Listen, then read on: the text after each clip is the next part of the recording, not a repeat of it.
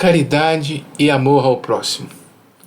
Hoje nós temos o estudo do Livro dos Espíritos nas questões 886 a 899, onde o assunto tratado é caridade e amor ao próximo. Vamos complementar com algumas informações adicionais para melhorar nosso entendimento do que é a caridade pregada por Jesus. Começamos então pelas palavras de Chico Xavier sobre o pensamento de Kardec acerca da caridade. Se Allan Kardec tivesse escrito que fora do Espiritismo não há salvação, eu teria ido por outro caminho. Graças a Deus ele escreveu: fora da caridade, ou seja, fora do amor, não há salvação. A palavra caridade tem uma aplicação muito ampla. Ela segue uma escala. Na parte inferior dessa escala, nós podemos encontrar uma modalidade que alguns até criticam, mas tem o seu espaço, que é a esmola. Na esmola, alguém passa e é abordado por um morador de rua, um pedinte, que faz o possível para despertar a piedade desse transeunte e conseguir algum donativo. Melhor que isso, na beneficência, onde quase que chegamos a uma ação social, muitas vezes em larga escala, e até as empresas hoje praticam a beneficência e contemplam isso em seu balanço social, ela tem retorno com isso. Mas melhorando ainda um pouco mais, é quando a coisa se personaliza. Não é mais jogar uma moeda ou distribuir um prato de sopa apenas. E quando começa a ver o contato humano.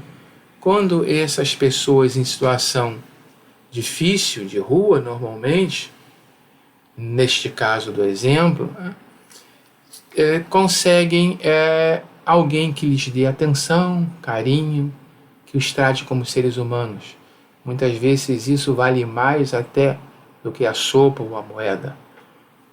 Mas numa escala ainda maior de benevolência, nós vamos encontrar exemplos como o de São Francisco, onde ele se dava ao direito de abraçar um leproso, por exemplo, como Jesus. Não estou dizendo que devamos fazer o mesmo, porque as medidas sanitárias hoje nos impediriam disso, e nós não temos a proteção do potencial espiritual, da energia superior que eles tinham.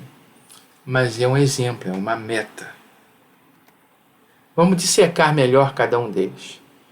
Na esmola, segundo o dicionário, pequenas quantias em dinheiro são doadas para mendigos ou moradores de rua. A palavra origina-se do grego eleismone, que significa piedade e compaixão.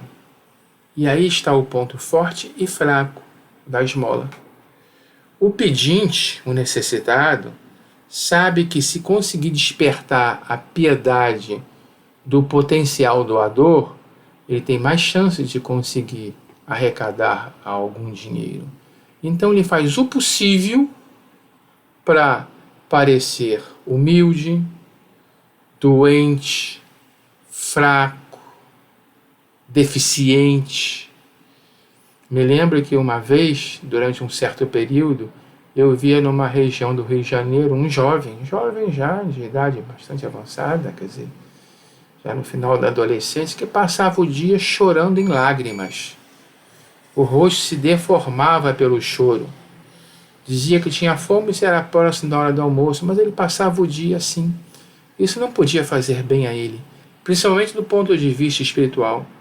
Um desencarnado que não tem mais a proteção do corpo material, se perpetuar um estado desse tipo, tende a transformar e degradar o seu corpo astral para a vibração a qual ele se rebaixa. Então, na esmola, há essa tendência de quem pede a esmola se rebaixar vibratoriamente, socialmente, se humildar, se humilhar, para despertar o máximo de piedade. E do outro lado, o transeunte que passa, muitas vezes recebe isso como uma massagem no ego. Ele se sente superior, se sente acima daquele que está ali embaixo e às vezes até contribui, mas não com aquele amor que a palavra caridade exige. Dá um dinheiro apenas isso. E às vezes até com palavras grosseiras, toma aí, mas vê se não gasta tudo em bebida. Ou seja, esse tipo de situação prejudica a quem pede e a quem doa. Vibratoriamente, espiritualmente, não é uma situação favorável para nenhum dos dois. Já na beneficência, nós vamos encontrar a ação de fazer o bem, de beneficiar o próximo, a própria filantropia. A palavra vem do latim, beneficentia, significa bondade ou ação benéfica, pela junção de bene, bem, com facere, fazer o bem. Isso já é algo em maior escala, normalmente não mais tão individual, se aplica mais essa palavra até para ações coletivas, como esta da foto, distribuir um sopão para a população de rua, ou empresas adotam ações beneficentes, isso vai para o seu balanço social, dá até algum tipo de retorno. É algo que não tem mais aqueles problemas naquele tipo da esmola, mas é incompleto, que às vezes torna-se um pouco fria, distante. Para haver melhor contato, nós temos que avançar para a benevolência, ou seja, nós precisamos ter boa vontade para com alguém, vontade de fazer o bem. Temos que ser complacentes com os seres inferiores. Temos que desenvolver o afeto e a estima. Isso é a definição dos dicionários. Em termos de origem da palavra, ela vem do latim, benevolentia, boa vontade, bondade, de bene, bem, com volere, querer, desejar o bem para o próximo. É inequivocamente uma manifestação superior daquilo que chamamos de caridade. Benevolência já não é mais para qualquer um, não. Essa vontade de fazer o bem já depende de algo que não é tão consciente, algo que tem que vir de dentro do coração. Chegamos então à caridade. A caridade, a palavra caridade, deriva do latim, caritas. Em latim é sentimento de ternura, amor incondicional e generosidade. Então, já lá, entre os romanos, caritas já se aproxima muito daquilo que se compreende como a verdadeira caridade. Mas mesmo caritas provém do grego carites, que é o plural de caries, significa graça, graças, ou encantamento. Essa palavra caries, ela tanto deu origem a caritas no latim, quanto a caros, que em latim é agradável, querido, caro, alguém a quem eu prezo muito. As duas mostram já essa relação emocional, amorosa, com a pessoa que é objeto dessa ação caritativa. Nos fixando lá nas origens, no grego, em graças, há um outro sentido para essa palavra em grego.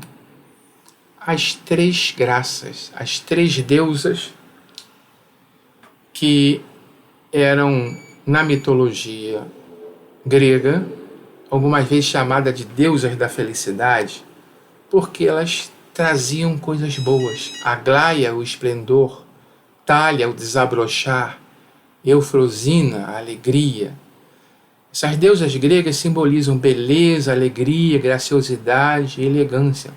E também sentimentos e virtudes nobres, como o encanto, a concórdia, a gratidão, a prosperidade familiar e a sorte. Óbvio que era bom ser agraciado, olha o trocadilho, agraciado pelas três graças. Receber os seus benefícios era algo desejável, isso vindo do divino. Então, as três graças representam um poder divino de proporcionar coisas boas para o ser mortal, dádivas para o ser mortal. Temos então a seguinte escala. Lá na origem, caris, graças na Grécia, caritas em Roma, sentimento de ternura, amor incondicional e generosidade, ou dando também origem ao agradável, ao querido, ao caro, a alguém que eu prezo muito, e chegamos até nós com a caridade. Esta graduação nos permite entender e aprofundar melhor o sentido da verdadeira caridade. Vejamos da seguinte forma. Graças, em grego, das três deusas que proporcionavam dádivas, coisas boas aos mortais. Esse conceito se entranhou no catolicismo, no cristianismo, porque desde aquela época e até a Idade Média, aliás, até os tempos de hoje, havia uma instituição, havia um costume entre os mais ricos de patrocinarem aqueles que eles quisessem ajudar. Era o patronato, o patrocínio, o mecenato, onde uma pessoa de fartos recursos decidia beneficiar, agraciar um cliente, alguém que ele achava que merecesse e ao qual seria bom vincular o seu nome. Vamos ver exemplos práticos. Leonardo da Vinci, Rafael, muitos artistas, desde o tempo da Grécia até a Idade Média, foram patrocinados. Eles foram sustentados por pessoas que se interessavam nessa vinculação. E aí havia algo que hoje se perdeu um pouco. Nós temos o patrocínio hoje ainda principalmente de empresas para atletas. Mas naquela época, essa relação implicava num vínculo muito forte entre o patrono e o cliente, entre o doador e o receptor dessas graças. A coisa se espalhou tanto que o conceito graças começou a tomar vida própria. Em Atos dos Apóstolos, existem mais de 100 citações da graça divina, como uma dádiva divina. Só Paulo, em Romanos, por exemplo, cerca de 30 vezes ele usa essa expressão. Para ele, bastava ter fé em Jesus Cristo para receber a graça divina, uma dádiva divina, para receber a remissão de seu passado delituoso e estar apto a ingressar no reino dos céus. Então, a graça divina é algo que a divindade, vamos colocar agora, sair da mitologia, é algo que vem de Deus. Deus agracia seus filhos, segundo alguns, conforme a sua vontade. Esta relação de graças não implicava em todas as modalidades religiosas necessariamente em merecimento. Por algum motivo, Deus resolve agraciar uns e perseguir e prejudicar outros. Isso existe até hoje, quem pense assim. Mas a importância de receber a graça divina, ou de ter essa graça divina, ela fica muito patente numa frase que todos nós, ligados ao cristianismo, conhecemos muito bem. Ave Maria, cheia de graças. Assim, o anjo da Anunciação cumprimentou Maria quando veio lhe trazer a mensagem da vinda de Jesus.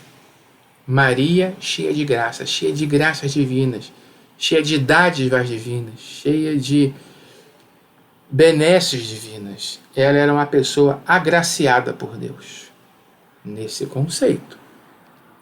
Mas no espiritualismo, essa dádiva divina, essa graça, ela não vem assim fácil, sem merecimento. Não foi lá no dado, nem no sorteio que Maria recebeu graças. Isso, para o espiritualismo, depende do nosso grau evolutivo. A graça divina, nesse sentido, ela tem que ser conquistada pela nossa evolução. Maria, um espírito especial, porque ela vem da categoria dos amadores. Amadores são os espíritos que evoluem pela prática do amor. Ao longo dos tempos, Maria exercitou muito a prática do amor. Ela cresceu, ela evoluiu como um espírito de grande potencial de amar.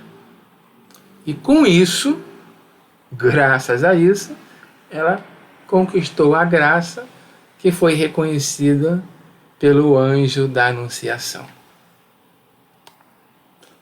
Então, há aqui agora, de novo, essa graduação. Mas observe o seguinte: graças, nesse sentido grego, é de Deus para nós. Nós recebemos as graças de Deus. Quando vira caritas, é um sentimento de amor incondicional, que se embola um pouco com aquele conceito de amar a Deus sobre todas as coisas e ao próximo como a nós mesmos. E chegou até nós como a caridade, que alguns não levam tão a sério e tão profundamente. Mas um fato é verdade. Nós existimos, graças a Deus. Nós existimos pela graça divina que nos criou. Deus, o Criador, manifestou a sua graça para nós através da nossa criação. Mas também nos deu uma outra característica. Ele nos fez co-criadores de nós mesmos. Ou seja, há uma parte que é nossa, para aprender e para fazer. A nossa evolução não está completa. Deus não nos criou como seres perfeitos. Ele nos criou simples e ignorantes e nos deu a capacidade, o poder de sermos co-criadores de nós mesmos para nos transformarmos no ser perfeito que Ele espera de nós. Então nós recebemos a graça de Deus ao sermos criados e aprendemos a distribuir essa graça para os nossos semelhantes através da caridade. Ela vem de Deus, se reflete em nós e espera-se que nós cresçamos o suficiente para podermos também distribuir graças, fazendo caridade. Mas a caridade num sentido muito mais amplo, que é o que agora será mostrado no Livro dos Espíritos. Questão 886. Qual o verdadeiro sentido da palavra caridade? Como a entendia Jesus? Não é nenhuma dessas que nós falamos até agora, é como Jesus entendia a caridade. Benevolência para com todos. Falamos em benevolência. A vida de Jesus foi de benevolência para com todos. Todas as suas ações eram visando o bem do próximo. Curas, ensinamento, boas palavras, orientação. Ele veio para isso e ele fez isso. Ele viveu a benevolência num grau que nós não chegaremos lá tão cedo. Mas não parou por aí. A resposta do mundo espiritual continua. Depois da benevolência, ele diz: indulgência para as imperfeições do próximo. Indulgência, o perdão, o relevar, o não acentuarmos, nem destacarmos, nem criticarmos as imperfeições, que somos todos imperfeitos, todos nós, se estamos aqui, temos imperfeições para serem corrigidas. E de novo nós vemos que Jesus não ensinou isso por palavras, ensinou por exemplos. Vide o caso da mulher que ia ser apedrejada por crime de adultério. Ele não se preocupou se ela era culpada ou inocente. E, de fato, aparentemente, como chegou a história, ela era culpada. Ele foi indulgente com o erro dela. Ele se preocupou com aqueles que queriam machucá-la, matá-la, porque eles se prejudicariam espiritualmente se assim procedessem. Eles tinham que aprender a indulgência. E Jesus o ensinou pelas próprias ações. A resposta continua, tem mais um pedaço do entendimento de Jesus sobre a verdadeira caridade. Perdão das ofensas. Perdão das ofensas. Se, como dizem, é verdade que Jesus ainda conseguia falar pouco antes do seu desencarne, e o que ele fez foi pedir ao Pai que nos perdoássemos, porque nós não sabíamos o que estávamos fazendo. Suas últimas palavras, então, foram palavras de perdão. Não era uma ofensa simples, não. Ele foi crucificado. Foi torturado e crucificado. Nós não temos ideia, quem não aprofunda o estudo disso, o quão doloroso era a morte por crucificação. E vexaminosa. Os romanos reservavam ela para aqueles a quem eles realmente queriam castigar. Benevolência, indulgência e perdão. Assim Jesus entendia a caridade. Mas a resposta continua. O amor e a caridade são o complemento da lei de justiça. A lei de justiça trazida por Moisés na primeira revelação e Jesus trazendo a lei do amor e da caridade na sua segunda revelação. Pois amar o próximo é fazer-lhe todo o bem que nos seja possível e que desejaríamos que nos fosse feito. Observe que Jesus vai além nessa regra. Ele não diz que nós não devemos fazer aos outros o que não gostamos que seja feito a nós mesmos. Ele diz, faça aos outros o que você gosta seja feito a você mesmo. Tratar os outros como você gostaria de ser tratado. É uma outra maneira de dizer, amai-vos uns aos outros como irmãos. E nós também ainda não aprendemos essa lição direito, né? A caridade, segundo Jesus, não se restringe à esmola. Agora, tocando um pouco na esmola. Lembra aquela relação de orgulho e humilhação? Ela abrange todas as relações em que nos achamos com os nossos semelhantes. Todas. Sejam eles nossos inferiores, nossos iguais ou nossos superiores. De novo, Jesus não apenas falou sobre isso, ele exemplificou no ritual do lava-pés, onde ele se ajoelha e lava os pés, que deviam ser muito sujos na época, imagine. Eles usavam sandálias numa cidade que não tinha asfalto, nem cimento de concretagem. Ele se ajoelha e lava os pés dos seus apóstolos, para mostrar que ele não se considerava superior nem inferior a ninguém, que somos todos iguais. Ela nos prescreve a indulgência, porque da indulgência precisamos nós mesmos, e nos proíbe que humilhemos os desafortunados, contrariamente ao que se costuma fazer. De fato, às vezes, temos dificuldade em perdoarmos-nos a nós mesmos, relevarmos os nossos erros e defeitos, sermos indulgentes para conosco mesmo. E como conseguiremos, então, sermos indulgentes para com o próximo, se não conseguimos sê-lo para conosco mesmo? Pior ainda é a questão de nos sentirmos privilegiados em algumas situações, superiores a outros irmãos, e os tratá-los de maneira humilhante e orgulhosa. Por exemplo, cita aqui o plano espiritual, apresente-se uma pessoa rica e todas as atenções e deferências lhe são dispensadas. Se for pobre, toda a gente como que entende que não precisa preocupar-se com ela.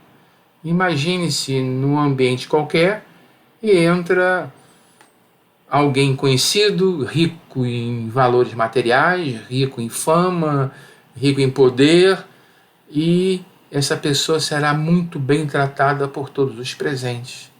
Mas se por aí transitar um faxineiro, alguém numa situação social, funcional, ou às vezes até mesmo física, inferior, o procedimento padrão é ignorar essa pessoa, quando não tratá-la mal. Eu lembro aqui de um estudo feito por um psicólogo, não sei se foi uma tese, onde ele foi trabalhar junto aos garis. Ficou algum tempo lá, se vestindo como gari, fazendo a função de gari. E ele relata que o principal problema dele era esse, ele se sentia invisível, as pessoas o ignoravam, passavam ao largo, sem dar nenhum sinal de ter notado a presença dele. Isso é algo que nós temos que estar sempre nos policiando. Às vezes um sorriso, não precisa nem do bom dia ou boa tarde, às vezes um sorriso. Eu sei que você está aí, oi? Já pode fazer uma diferença enorme. No entanto, quanto mais lastimosa seja a sua posição, tanto maior cuidado devemos pôr em lhe não aumentarmos o infortúnio pela humilhação. Exatamente isso que acabamos de comentar anteriormente. Quanto menor for as condições de vida dessa pessoa, menor for o seu potencial econômico, sua saúde, sua beleza física, mais cuidado temos que ter em não nos projetarmos sobre ela e não visualmente ou visivelmente aumentar o espaço de distância que a sociedade já impõe naturalmente. O homem verdadeiramente bom procura elevar aos seus próprios olhos aquele que lhe é inferior, diminuindo a distância que os separa. Ou seja, o homem verdadeiramente bom deve não só perceber essa questão, como minimizá-la. É inevitável, é óbvio, mas nós podemos adotar uma forma de tratamento que minimize isto. Isso me lembra um exemplo muito comum na literatura espiritualista, onde espíritos evoluídos que adquirem uma iluminação própria, não precisamos entrar no mérito aqui agora, em presença daqueles mais atrasados, eles tendem a diminuir a sua própria aura espiritual, para justamente não projetar uma distância, que é verdadeira no caso, entre ele e aquele com quem ele está lidando, aquele a quem ele quer ajudar. Ele tem que se aproximar dele e não criar um abismo, um poço entre os dois. Questão 887. Jesus também disse: amai os vossos inimigos. Ora, o amor aos inimigos não será contrário às nossas tendências naturais, e a inimizade não proverá de uma falta de simpatia entre os espíritos? Observe que estamos na questão 887. Kardec aqui, até no ato de perguntar, já formula questões demonstrando conhecimento do que foi passado antes pelo plano espiritual. A questão aqui da simpatia, da antipatia entre pessoas que nunca se conheceram, mas que em vidas passadas já tiveram um contato positivo ou negativo. Então ele lembra desse fato. É uma tendência natural. Como lidar com isso?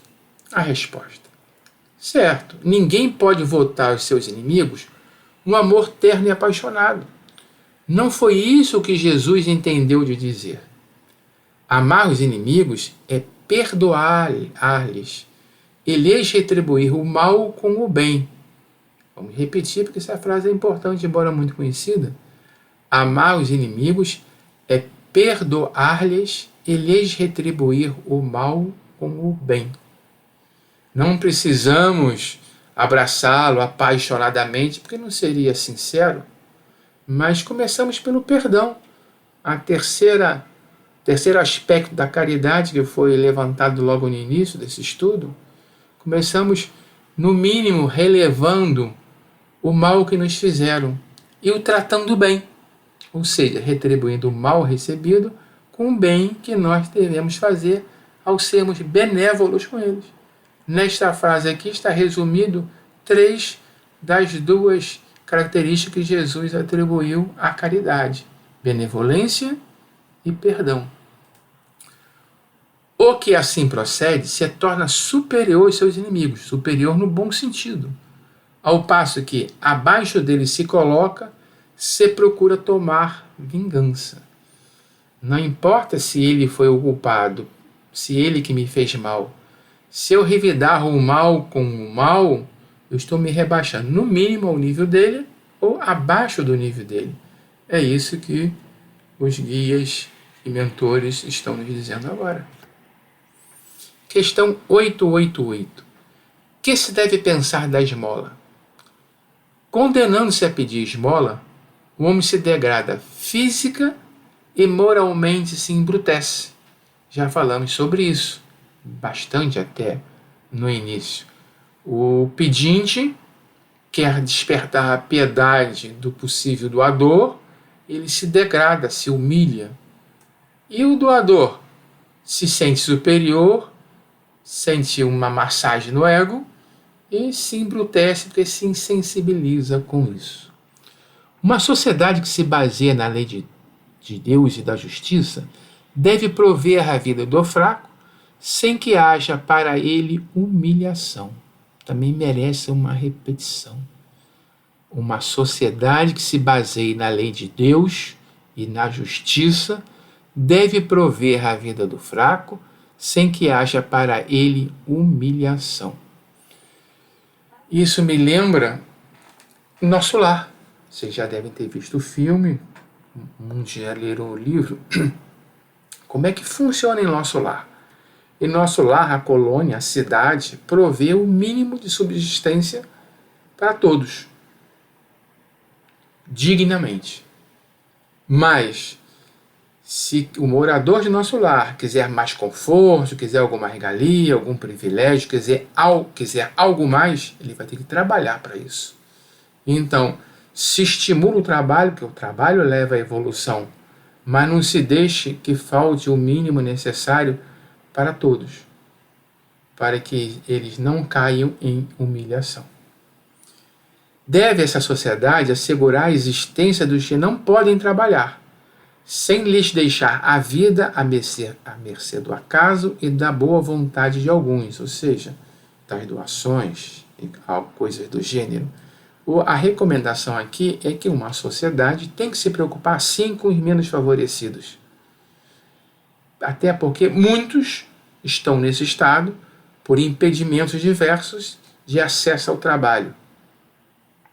E não precisariam, numa sociedade baseada na lei de Deus e de justiça, se submeterem às humilhações que hoje nós vemos à nossa volta. Vivendo à mercê do acaso, comendo quando alguém oferece um pão velho ou algo do gênero. Isso nos leva a alguns programas sociais que, felizmente, a humanidade já está adotando.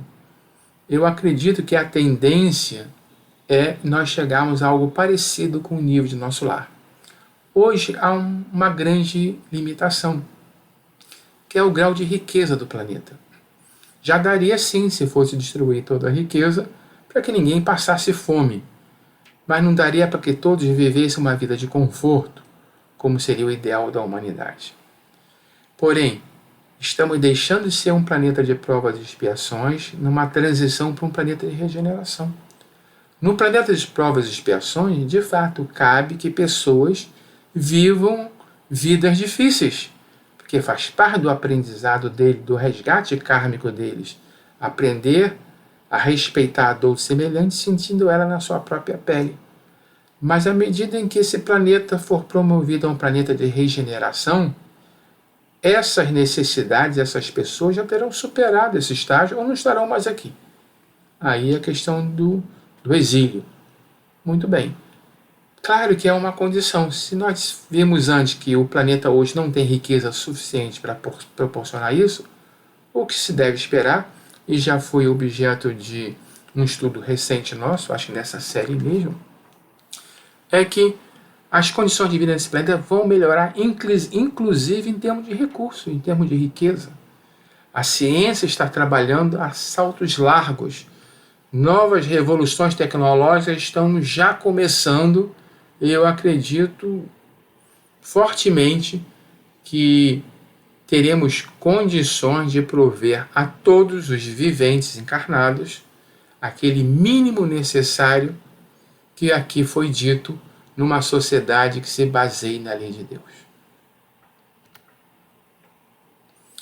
Pergunta: dar-se-á que reproveis a esmola? Aquela questão, voltamos à esmola. Não, não se trata de reprovação. O que merece reprovação não é a esmola, mas a maneira por que habitualmente é dada. Observe a diferença. Não é a ação em si, mas a maneira como essa ação é executada. Se eu jogo uma moeda lá na caixinha do pedinte que está se lamoreando, é quase que uma bufetada. Ou quando ele ainda tem aquela clássica frase, né, que já citamos aqui: toma aí, mas não vai gastar em cachaça. Ao contrário, se nós procuramos saber as necessidades daquela pessoa, que muitas vezes nem é moeda, ela pode estar mesmo com fome naquele momento ali, e às vezes um sanduíche, um saco de biscoito que está na bolsa, pode ser até melhor recebida do que uma moeda. O que me lembra, o que eu escutei recentemente de uma pessoa que disse que fazia o seguinte: um mendigo veio, um pedinte veio, faminto aparentemente, e pedindo. E ela foi e deu uma bebida, e ele rejeitou. Ela me disse assim: eu faço isso como teste. Se a pessoa recebe, é que de fato está necessitada. Se a pessoa rejeita, é porque está fazendo aqui um drama e está interessado mesmo em arrecadar dinheiro. Continuando. O homem de bem que compreende a caridade de acordo com Jesus vai ao encontro do desgraçado, sem esperar que este lhe estenda a mão. Isso me lembra aquela foto daquela jovem que apareceu logo no início, quando nós falamos em benevolência. Ela estava indo ao encontro do morador de rua. Ela se aproximou dele delicadamente, ela o abordou e tentou iniciar uma conversa. É completamente diferente de dar uma esmola jogada de maneira, às vezes até normalmente humilhante. A verdadeira caridade é sempre bondosa e benévola. Então, agora juntando tudo. Está tanto no ato como na maneira por que é praticado. ênfase agora na maneira de fazer a caridade.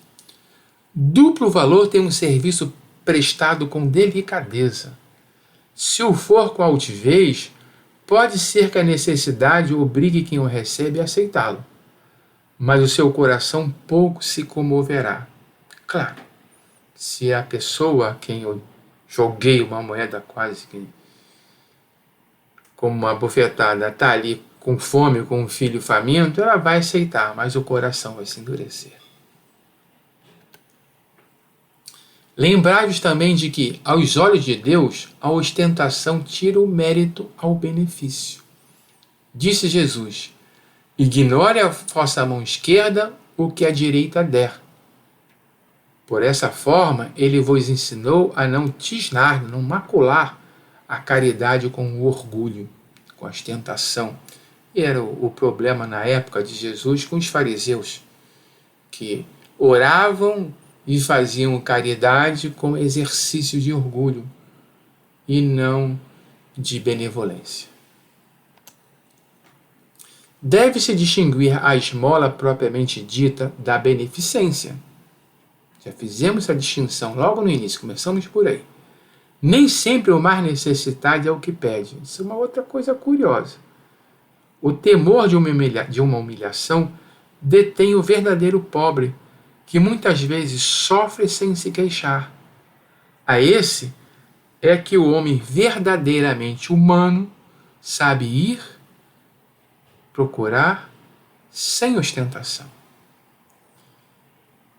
Isso, agora, ao ler essas frases, me veio uma questão que também é recorrente. Nós hoje temos pessoas que trabalham de maneira exaustiva para ganhar, às vezes, menos que o salário mínimo.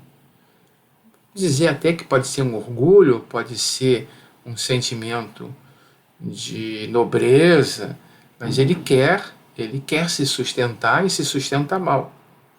Enquanto que tem pedintes profissionais que com certeza faturam mais do que um salário mínimo, apenas sabendo manipular a piedade do próximo. Então nem sempre aquele que está pedindo é o verdadeiro pobre. Uma vez eu passei por uma situação como essa e depois eu escutei os conselhos de um guia espiritual, mas não vou relatar isso agora não. Mas ele me ensinou o seguinte: olha nos olhos da pessoa. Foi uma falsa pedinte que inventou uma história justamente para despertar a piedade e conseguir muito mais do que alguns tostões. E não era o caso. Talvez se eu tivesse passado ao largo de alguma outra pessoa muito mais necessitada sem ter percebido. Amai-vos uns aos outros, eis toda a lei divina. Eis toda a lei, mediante a qual governa Deus os mundos. O amor é lei de atração para os seres vivos e organizados. A atração é lei de amor para a matéria inorgânica. Isso aqui poderia ter sido assinado por André Luiz, exatamente como André Luiz fala sobre o amor. Primeiro, nós estávamos na caridade e já chegamos no amor. O amor é lei divina. E é com esta lei que Deus governa o mundo. E é uma lei de atração para os seres vivos. Observe, não falou seres humanos, não, vivos e organizados. Quer dizer, com um grau de complexidade evolutiva já mais aprimorada. Para nós, o amor atrai o ser amado. Mas ele foi além. Veja que está falando que o amor, Deus governa os mundos com a lei do amor. Nossa, eu nem tinha percebido isso ainda. Está profundo essa passagem. Deus governa os mundos com a lei do amor. Se tratando de seres vivos, o amor funciona como uma lei de atração que atrai os seres vivos, organiza as famílias, etc. Mas e a matéria inorgânica? E a rocha, a pedra, a água, o planeta em si? Para eles, Deus também governa. Porém, é o inverso. A atração que existe na matéria inorgânica, aqui está exemplificado como dois átomos se atraindo um ao outro, e essa é a base da química. Se nós pegarmos aí os 90, 100 elementos que existem no planeta, a combinação desses elementos, através da afinidade química, produz todas as substâncias e materiais que nós temos hoje ao nosso dispor. Tudo está na base da atração, que funciona em nível atômico. E assim Deus governa o mundo inorgânico. André Luiz diz que esta atração nessa escala de matéria inorgânica é amor também. Entender? Tudo é amor. Começa por uma simples afinidade química. O íon atrai o cátion, o elétron atrai o próton. É uma lei de atração. Mas essa lei de atração é um rudimento de lei do amor. À medida que a matéria se organiza e adquire vida, aquela lei de atração se transforma em amor. Bonito. Não esqueçais nunca que o espírito, qualquer que seja o grau de seu adiantamento, sua situação como encarnado ou na erraticidade é quando ele está desencarnado, está sempre colocado entre um superior que o guia e aperfeiçoa, que a gente chama de guia, o mentor, aquele nosso professor espiritual, e um inferior, para o qual tem que cumprir esses mesmos deveres. De novo, a lei de Deus. O irmão mais velho, aquele que evoluiu mais, aquele que tem mais conhecimento, cuida de nós. E nós, então, temos como reciprocidade que retribuir cuidando de alguém inferior. O que é alguém inferior? Pode ser um cãozinho? Pode. Pode ser um cãozinho? Pode ser um animal? Pode. Pode ser um pedinte? Pode. Pode ser um velhinho? Pode. Mas alguém a quem eu esteja numa situação tal que eu possa distribuir alguma coisa, não necessariamente um bem material, para suprir as deficiências dessa pessoa, principalmente se for instrução, conhecimento espiritual, religiosidade. Sede, depois, caridosos, praticando não só a caridade que vos faz dar friamente o óbolo que tirais do bolso, ou que vô-lo ouça pedir, mas a que vos leve ao encontro das misérias ocultas. Ou seja, a caridade não é apenas tirar o dinheiro e dar para alguém, mas é aquela que nos faz procurar as necessidades do nosso próximo para ajudá-lo a supri-las. Na figurinha está ilustrado essa situação. Nós somos o azulzinho, tem sempre alguém acima, tem sempre alguém abaixo. Não há por que me orgulhar quando olho para baixo, basta lembrar que tem alguém acima. Não há por que eu deva me sentir inferior quando olho para cima, que tem sempre alguém embaixo. Até porque temos idades siderais diferentes. Por que que uma criança vai se sentir inferiorizado frente a um aluno no vestibular? É questão de tempo ela chegar lá também.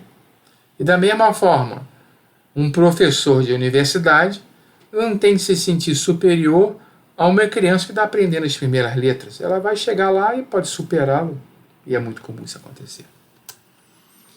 Sede indulgentes com os defeitos dos vossos semelhantes. Em vez de votar de desprezo à ignorância e ao vício, instruí os ignorantes e moralizai os viciados.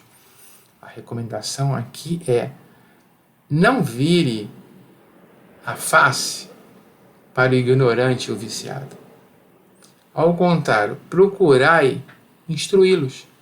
Procurai fazer com que eles entendam que eles são responsáveis, em parte, pelo menos, em grande parte, pela situação em que estão. Lei de causa e efeito, ação e reação.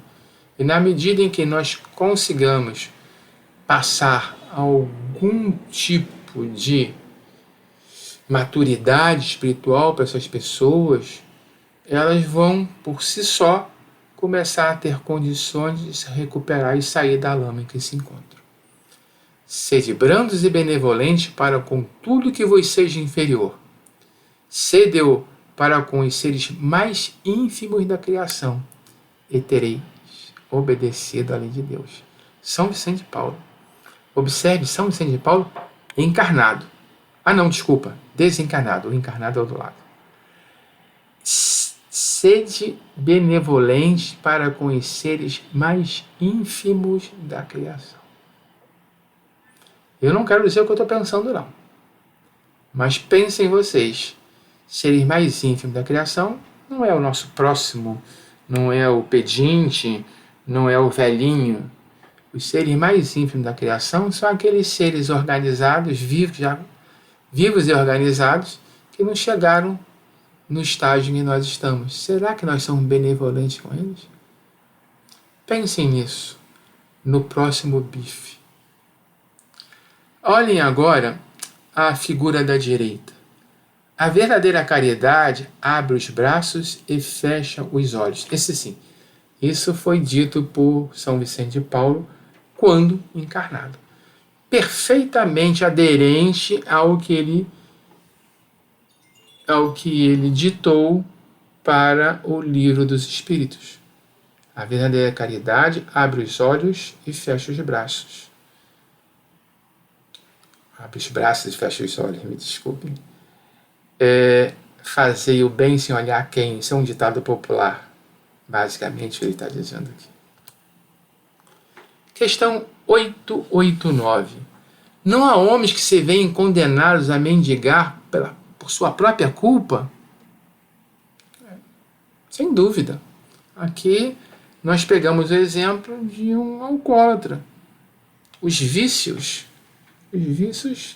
derrubam uma pessoa. Principalmente o vício em drogas pesadas.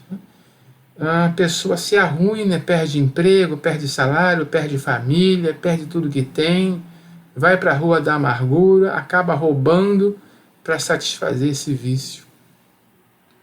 Então, sem dúvida, há homens que se veem nessa situação por sua própria culpa.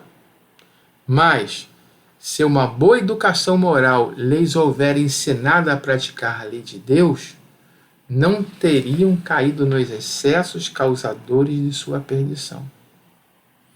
Disso, sobretudo, é que depende a melhoria do nosso planeta. Agora ele abrangeu a humanidade inteira.